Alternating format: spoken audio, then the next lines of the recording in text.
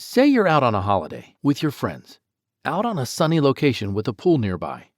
You decide to dip and go for a little swim. After all, why not? It's just a nice swim to cool you off after you've been relaxing under the sun all day. You get to the deep side of the pool and prepare to dive. You take a leap and go down. The moment you come into contact with the water, you all of a sudden have this strange feeling, a zap, an unforgettable sensation that tingles rapidly down from your neck to your hip. You start to go in and out of consciousness, and before you realize it, you can't feel anything. Eventually, you pass out. You wake up later that day in a hospital, not knowing what just happened. You just see tubes and medical equipment everywhere.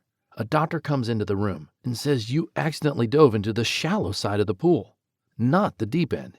You have a serious spinal cord injury, and you just underwent neck stabilization surgery. You can't feel anything or move your limbs. All you know is that the next few weeks and months will be critical. In that time frame, your body's ability to heal the spinal cord will determine how mobile you will be for the rest of your life. But does it have to be this way? Can we rely on more than just our bodies to repair our spine? Can we count on current technology when it comes to paralysis? Nearly all, if not all, paralysis is due to spinal cord injuries.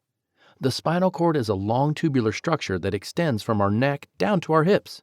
It acts as the central control system between our brain and the rest of our body. This allows us to control our limbs and have sensation.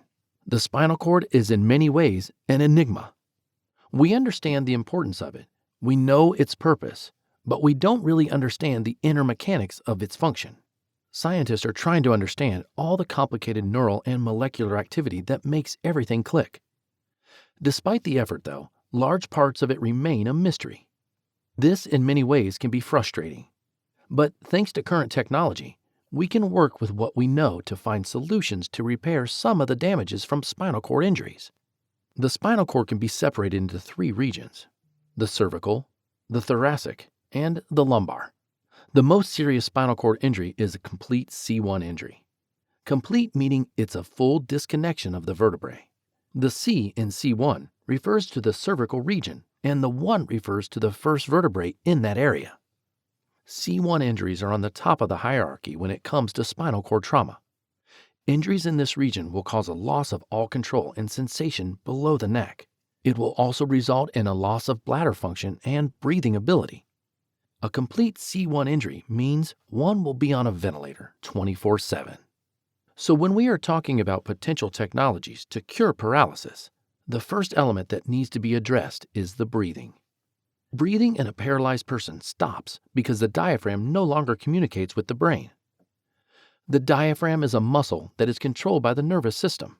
We don't notice it because it functions automatically, but this muscle is vital when it comes to the mechanics of our breathing.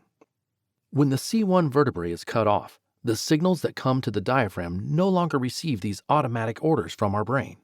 Scientists have been making some headway when it comes to this issue. Ventilators are the primary option, and some of you might have already seen them. They rely on a tracheotomy and an insertion of a tube to connect the paralyzed person to a breathing machine. To move beyond this system, though, scientists have come up with an alternative device known as the diaphragm pacemaker. This is an electric apparatus that allows for breathing ability without the use of a ventilator. This setup consists of rods that are surgically implanted into the diaphragm and embedded in the skin just outside the area. This is then connected to a stimulus transmitter that the patient will have on them at all times. This transmitter allows for breathing rhythm that is controlled but independent from a constant electrical supply. These devices allow anywhere from 72% to 96% of the patients they are used on to be completely weaned off their ventilators. Despite this, they are costly, and many medical institutions don't offer them as of yet. Another setback is that these devices are not appropriate for all paralyzed patients, as it requires certain nerves to still be intact. Despite the numerous benefits, these pacers don't directly deal with the C1 injury, and instead bypass the spinal cord and go directly to the diaphragm nerves to initiate the breathing. So the question becomes, can we actually repair C1 vertebrae itself? For now, there are two possible answers to that question: stem cells and chase enzymes. Let's start off with stem cells. The use of stem cells on the spinal cord is not new, but previous applications were mainly for pain relief and not the repair of severe neural damage. In 2011, however, there was a clinical trial on what is called GRN-OPC1 for severe spinal injuries. GRN-OPC1 trials consisted of an injection of stem cells called oligodendrocyte precursor cells. These cells help produce myelin fatty sheaths in the spinal cord, which in turn assists in producing neurons. This, in theory, would alleviate paralysis by regenerating the damaged or lost nerve tissue in the spine. Sadly, this study was halted due to cost and has not been continued. Another major issue they had was that the spinal injury had to be relatively recent, meaning within 3 months or preferably 2 weeks prior to the trial. This is problematic from a logistical perspective. It was also an issue because many people start to improve on their own after the first 6 months to 2 years of spinal injuries. Luckily, another study was greenlighted in 2017. The Mayo Clinic, a medical institution based in Rochester, Massachusetts, approved clinical trials on the use of stem cells in patients with old and recent spinal injuries. The study will involve weekly injections of what is called mesenchymal stem cells into the spinal fluid for 4 to 6 weeks on its patients. Mesenchymal stem cells are cells retrieved from human bone marrow. They mainly repair bone tissues, but scientists believe that injecting them into the spinal area will allow repair of some of the damaged nerves. This will reconnect the neural networks and allow the brain to communicate with the body again. This hypothesis has worked in animals already. In a study involving rats, using mesenchymal stem cells, 42% of paralyzed rats were able to move their paralyzed limbs and 75% of them regained sensation. What was more remarkable about this study was that human mesenchymal stem cells were used and they still worked on the animals.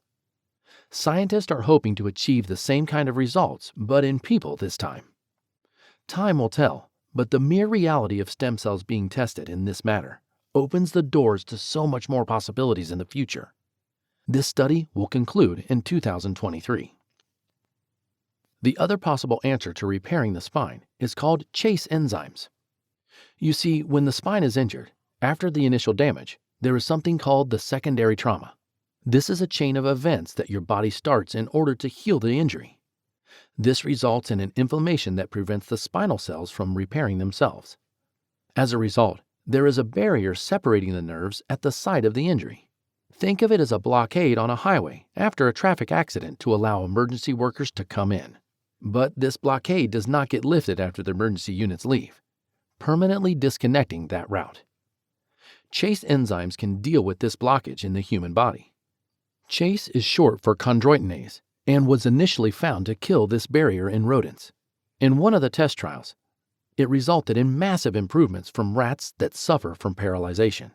In that trial, 70% of the rats had gained limb usage after the injection of the chase enzymes directly into their spine. Most got complete use and sensation of the very limbs that they couldn't control or even feel just a few weeks prior.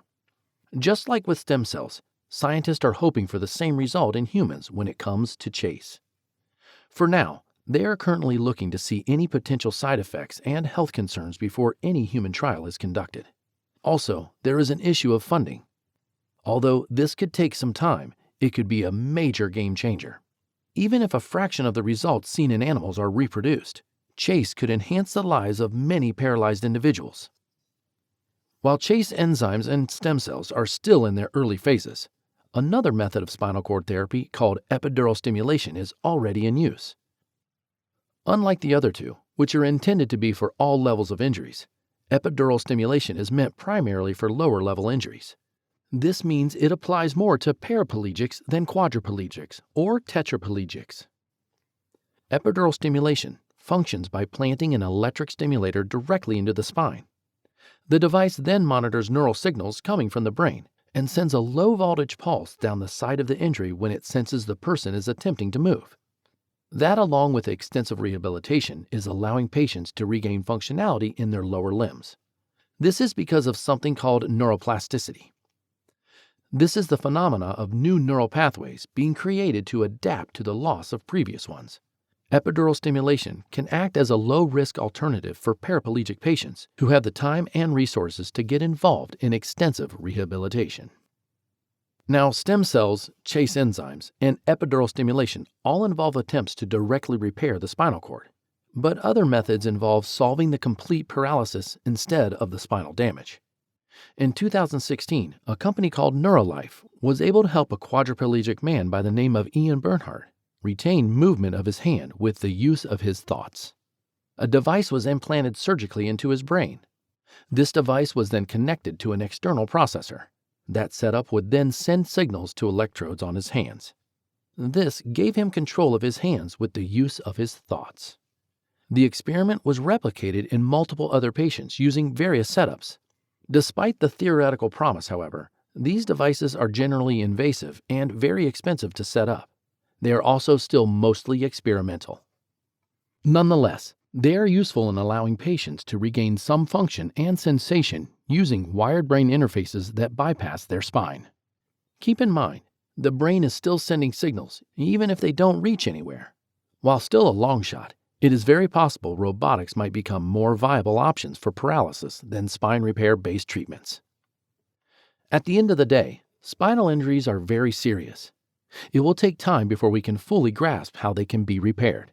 But scientists are still finding ways to combat paralysis and regain lost movements and sensation. Most of the current research in areas like stem cells is still in its early stages and will require time. On the other hand, digital and nanoscale technology is growing at a much faster pace.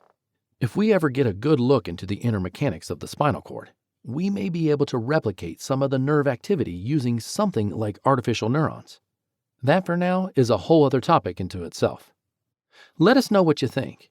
If there is anything you would like to say, be sure to include it in the comments section below. Also, please click the like button and subscribe if you enjoyed this video. Thanks for listening.